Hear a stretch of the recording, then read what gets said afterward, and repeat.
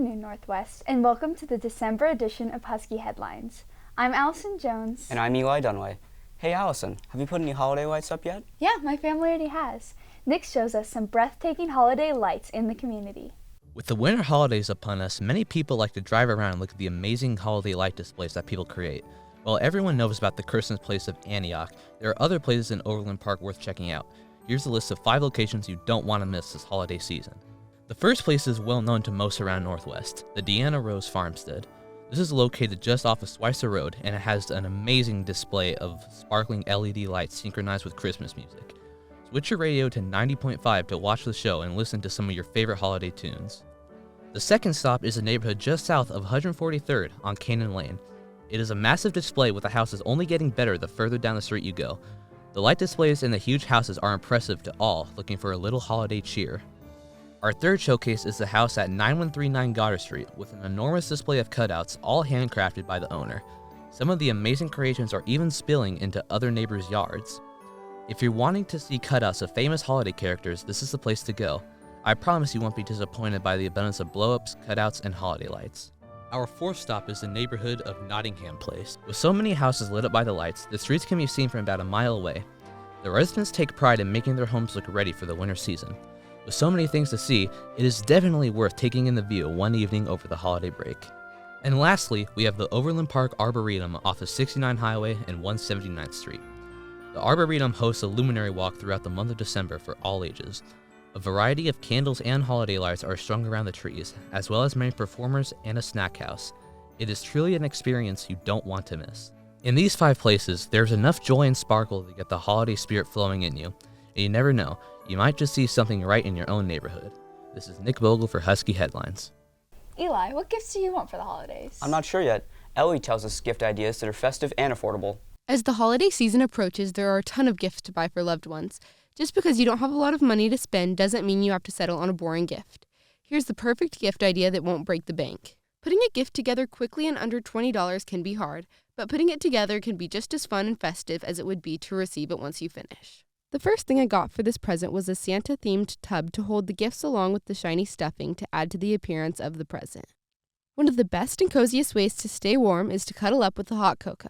I got a festive mug to put the cocoa in, along with a hot chocolate bomb that will dissolve, leaving you with a hot treat, and we can't forget about the peppermint spoons to stir and add another seasonal flavor. Another comfortable thing to add to your gift is a warm scarf and comfy hat that will complete your outfits for the holidays. We can't forget this part of the present. The socks are just one more thing to keep you comfy. The final thing to wrap up our gift is a nutcracker. Perfect is just another piece of decoration to bring holiday cheer to the person and their home. This is just one of the unique gifts you might consider giving to a friend or family member. There are many special options out there to show those you love and how much you care, while still saving money. Happy holidays. This is Ellie with Husky Headlines. What are you working on, Allison? A homemade gift for my mom. Brooke tells us more gift ideas that are from the heart.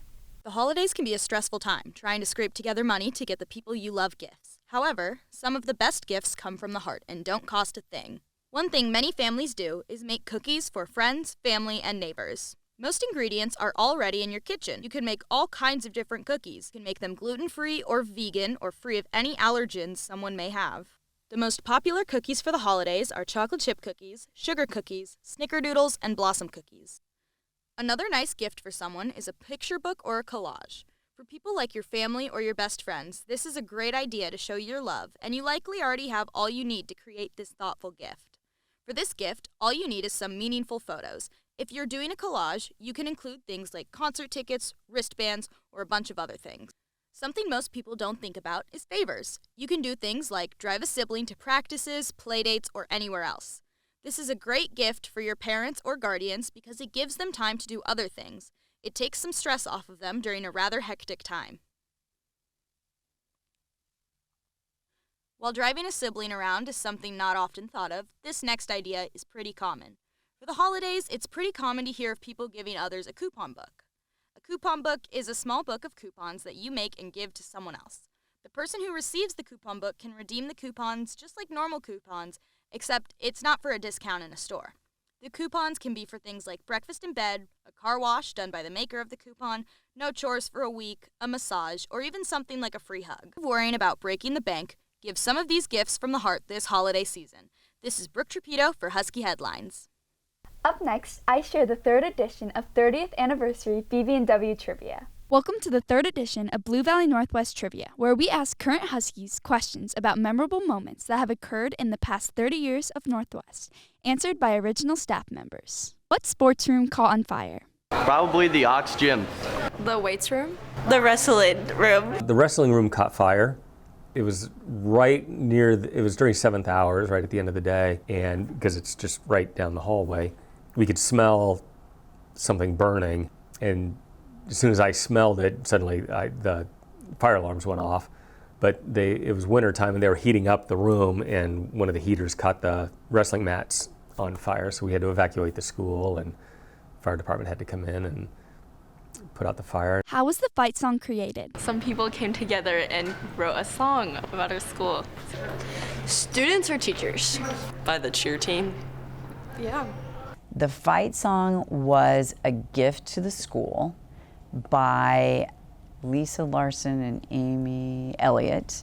They were class sponsors, I think, for our 3rd or 4th graduating class. And Elliott, at the time was her name, had a friend who was a composer, and he put the music together. I was on the committee that people could submit their words for the fight song, and then we voted, and the winning, I think we took 3 different people and kind of morphed their words together, and each person got a piece of the prize that we were offering to write the words for the fight song.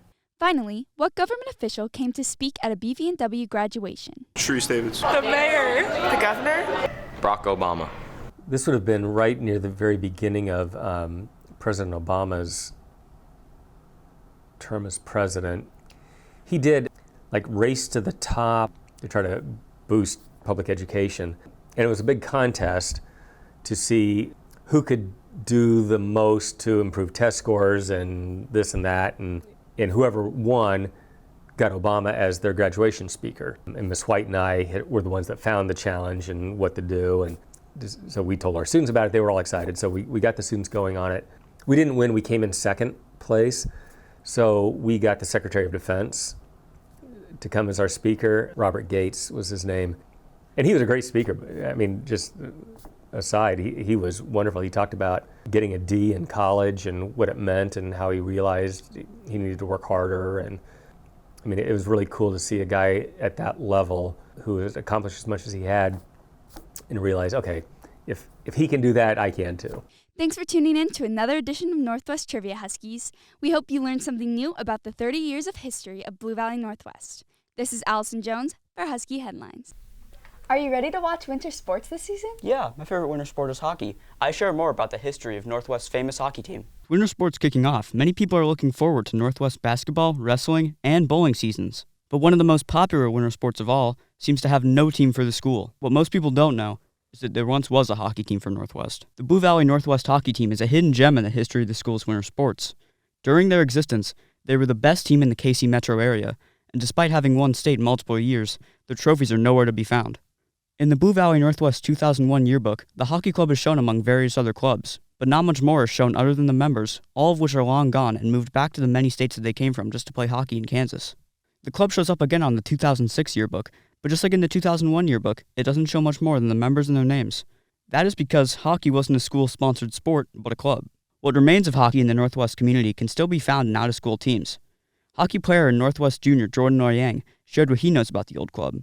I was told 20 years ago, Blue Valley Northwest had a team. They practiced at Dry 5. They once had an ice rink, but then they went bankrupt, so I guess they discontinued hockey. Jordan is a member of the JV Stars, a local high school hockey club. Even though it is not affiliated with Northwest, many Northwest students participate in the club.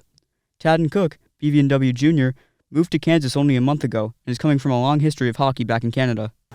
It's not super big, and it's definitely a different skill level, and it's just a different game. A lot of people like to hit, and there's a lot less technique is kind of what I've noticed. I think ice hockey is one thing, but I think we could totally start a roller hockey team during the summer or something and just have one coach who knows how to coach the game and some more experienced players. Speaking of coaches, JV Stars coach Jeremy Wayne shared what he believes is important about hockey. I'm a big guy with team sports in general. I love team sports. I think there's a ton to learn through participating in team sports, but hockey is in my opinion, the ultimate team sport. And I mean that in the sense of, like, if you're playing football, you can have a star quarterback that can run and pass and do everything, and that quarterback can take over the game. In hockey, that can't happen. Like, your star player can help a lot, but you have to have everybody on the team all going in the same direction to be successful in hockey. And I think it's more pronounced in hockey than other sports. Even though the Northwest hockey team may be gone, you can still go out and show your spirit by supporting the JV Stars. This is Eli Dunaway for Husky Headlines. Another winter sport I can't wait to watch this season is wrestling. Our own H2 staff member even tried it out. It's winter sports season, and we've decided to take it to the mat to learn more about the world's oldest sport, wrestling, as our own H2 staff member Logan Turk takes on senior varsity wrestler Barrett Waller. This is H2 versus Wrestling. I've been a part of Blue Valley Northwest Wrestling all 4 years throughout high school. I actually ended up coming to practice with the team in 8th grade, and then I've wrestled since 6th grade, so this will be my 6th year. Well, I like wrestling because it teaches you a lot about discipline and life in general. It's really hard. It's one of the hardest things that I've ever done. And when you overcome obstacles and have success in something that's not easy, it's very rewarding. We had Waller face off in a match against H2 staff member Logan Turk. I don't really know much about wrestling. I've never really done any physical contact sports. And it's definitely very different from like baseball or basketball, where nobody is coming at you full force and body slamming you to the ground. My expectations going into the competition were that I was going to lose, that I was going to get my butt kicked over and over again. But I think I had a lot of fun with it. Well, I think Logan did a fantastic job considering that he is not a wrestler. But that match, I mean, he came out stronger than I expected. At first, he kind of knew a tie-up, and he tied up with me, but I ended up lat dropping him. 2 time. So it didn't work out too well, but Logan really just put up a great fight. I wouldn't say I was surprised by my performance. I kind of expected to suck at wrestling, but I was not expecting it to be that difficult. I think that wrestling is a very difficult sport, and I think that everybody who wrestles deserves props because it's very physically draining. It took a lot of it out of me just to get beat up for a few minutes. I definitely say the overall intensity of practices and matches, just the sheer amount of time and like stress on your body in the sport is really hard. However challenging, these demands don't stop Waller from succeeding in the sport, as his coach of 4 years, Zach Orrick, notices his effort and talent. Barrett's done a great job so far of coming in and kind of stepping in as a leader. He leads a lot of our drills at the beginning of practice. He gets all the teammates warmed up, and he's always, has a strong sense of encouragement throughout the room, and we're just really excited to see just kind of how his senior season will go, because the sky's the limit for him.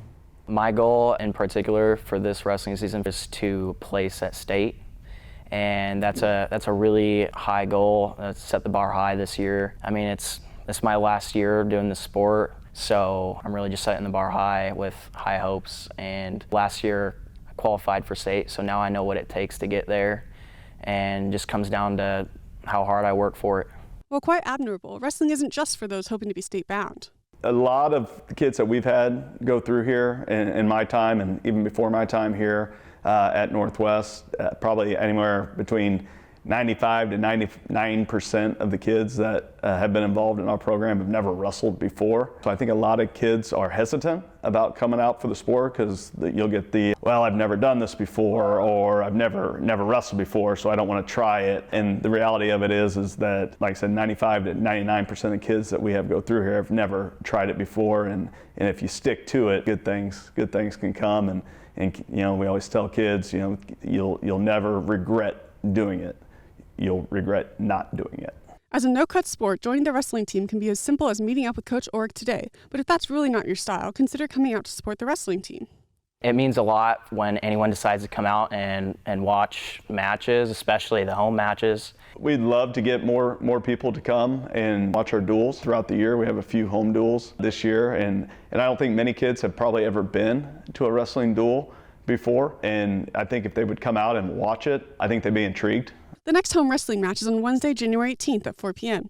Or you can follow the Huskies on the road by checking out bbwathletics.com. As for Turk, this might be it for his wrestling career. Would I ever wrestle again? Nope. I don't think I ever would wrestle again. This is Rachel Gillen for Husky Headlines. Northwest has many talented athletes. Brooke highlights the top 10 plays from the past month. Good afternoon, Northwest. I'm Brooke Trapito, and welcome to this month's edition of Top 10. With winter sports having just started up, this month we only have a top 5. But in January, we'll be back to top 10. At number 5, we have junior Lainey Douglas sinking a layup in a game against Derby on December 2nd. At number 4, we have senior Grant Stubblefield stealing the ball for a layup in a game against Kickapoo on December 10th. The Huskies would go on to lose 51-52. At number 3, we have senior Nick Bach pinning an opponent at a wrestling triangular on December 6th. At number 2, we have junior Joey Mattioni getting a slam dunk in a game against Tolton on December 8th. The Huskies would go on to win 58-49. And finally, at number 1, we have the girls basketball team beating number 2 Derby 41-32 on December 2nd in the first varsity basketball game to be played in the new gym. That's it for this month's edition of Top 10. See you next time! Our athletes are great at their sports, but they also deal with struggles that many don't see on the field. Logan goes one-on-one with one of Northwest's most popular athletes, who shares the reality that being an athlete can impact a lot more than just what happens on the court or the field.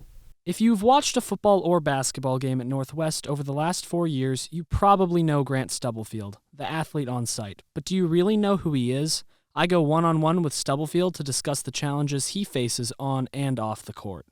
What are some of the physical struggles of being a two-sport athlete? I don't get very much off. Like, I haven't probably had an off season since I came into high school because I go from football season to school basketball to AAU basketball. So I don't really have much of an off season. So whenever I get hurt, it's trying to get back like within 1 to 2 weeks so I can get back to practice or get back to playing. So there's not much time to get my body rest and time to heal. What are some of the mental struggles that you face being an athlete? I mean, just the grind of everything, and people expect, like, they see you more as just an athlete and not as a regular human like they are. Like, they see you on the court and on the field and think that you're just invincible and nothing, like, really gets to you when, in fact, like, you still feel the same emotions that they do. You're still a human being just like they are. You're just out there playing a sport, and you have to face the same battles that everybody else does on top of the sports battles that you face. Mm-hmm. Is it hard when people see you just as an athlete, not as a human? Yeah. I mean, it's more annoying because, like, you don't want to be defined by your sport because obviously, like, you want to be great at it, you want to be known for it, but I'd rather be known as Grant Stubblefield as the person than Grant Stubblefield as the athlete. Do you think that there's a stigma around athletes' mental health and the mental struggles they go through? Yeah. I mean, I think people that expect them to just brush it off because they see them as such great, like, athletes and what they do in their sport and they see them go through adversities in sports and just kind of brush it off. And you're not really supposed to feel too many emotions when you're like especially like football is more of a stigma that you're supposed to be a tough guy and you're not really supposed to feel emotions. When in fact, I mean, you still, like, those same emotions still go through you and you still feel the same things. What do you do when you're feeling those emotions on the field? You're feeling upset, you're feeling angry. How do you bounce back from that? I do a lot of breathing techniques. So I'll just I inhale for 10 and exhale for 10. And I try to do that, and if not, I mean, if I'm really feeling it on the field, like, sometimes I kind of do just let my emotions out. Like, last year when we lost state championship, obviously I was really emotional in basketball, and I my tears came out, and I mean, it was in front of people, and I just couldn't control it. So sometimes when it gets too much, sometimes they just do come out. Is it hard when it comes out in front of other people? Does that bother you? I mean, it used to. Like, I was really embarrassed because I don't like crying in front of other people or showing, like, emotions like that. But there's nothing I can really do about it. So, I mean, it was hard in the moment, but looking back on it now, I mean, I don't regret it because I can't stop my emotions, and I'm not going to try. I used to try to hide my emotions, and there's no point in really doing that anymore because, I mean, if somebody thinks differently because of that's really their loss. What do you think is a way that the fans and the students who come to your games, how do you think that they can break that stigma surrounding mental health? I mean, just as long as they're being supportive and just, like, caring for one another, and, like, so if we just care for one another, I mean, there won't be too much stigma, and understand that everybody goes through something and that sometimes you just got to be there for somebody whether you really know what's going on or not. Stubblefield will continue to pursue his athletic career in basketball at the collegiate level for the University of Nebraska-Omaha, as well as continuing to be an advocate for athletes struggling with mental health in any way he can. This is Logan Turk going one-on-one for Husky Headlines. Our athletes sure show a lot of perseverance. I introduce you to a freshman who's overcome adversity on the swim team. Clayton Trisla was diagnosed with stage 4 brain cancer at only 7 months old. But this freshman never let that diagnosis or anything that came with it hold him back. It's a pretty young age to be diagnosed with an advanced cancer. And so when he was really young, he received some treatment here in Kansas City, and then his family moved to St. Jude's in Memphis and had pretty intense chemotherapy treatment for a while when he was still pretty young. But then at some point when Clayton was in like early elementary school, he didn't need to receive any more treatment and was cancer-free and has been cancer-free since 2008. According to his mother, Kristen Trisla, he underwent aquatic therapy at 3 years old, beginning Trisla's history in the pool. This year, Trisla tried out and made the BB&W boys swim team. He's really in his natural environment, I think, in the pool. It's been fantastic just to see him acclimate to a different style of training that a lot of kids find confusing. He fit right in there. He takes coaching really incredibly well. And again, he cheers on his teammates. He cheers on himself. He just gets excited for good swimming and for hard training. He's always very excited to get in the pool and to swim, and he always, whenever he comes to the wall, he's like, who won? Because he really does want to do well in this. It's my favorite activity to keep us stronger and muscular, keep us healthy. I'm really excited. Outside of the pool, Trisla has been welcomed on the swim team due to his encouraging personality. It's hard not to welcome Clayton with open arms. First day of practice, after sets, Clayton was asking teammates for chest bumps in the water and was cheering people up. So he made himself known really early, and again, with his high energy and really happy demeanor, he was building people up, and the guys just loved it. Yeah, the boys are really nice. Do chest bump and this bump.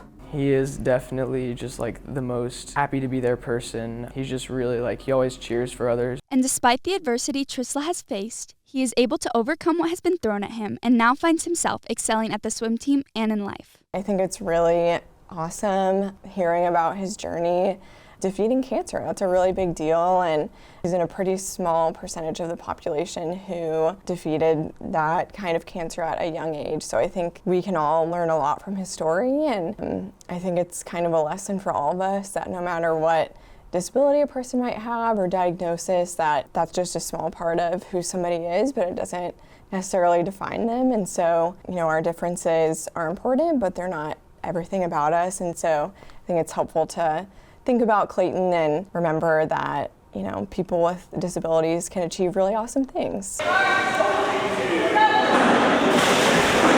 The first place, Clayton Trisla. Trisla plans to continue spreading positivity and hopes to thrive in the swimming pool throughout his high school career. This is Allison Jones for Husky Headlines. That's a wrap on the December edition of Husky Headlines. Have a great day, Northwest.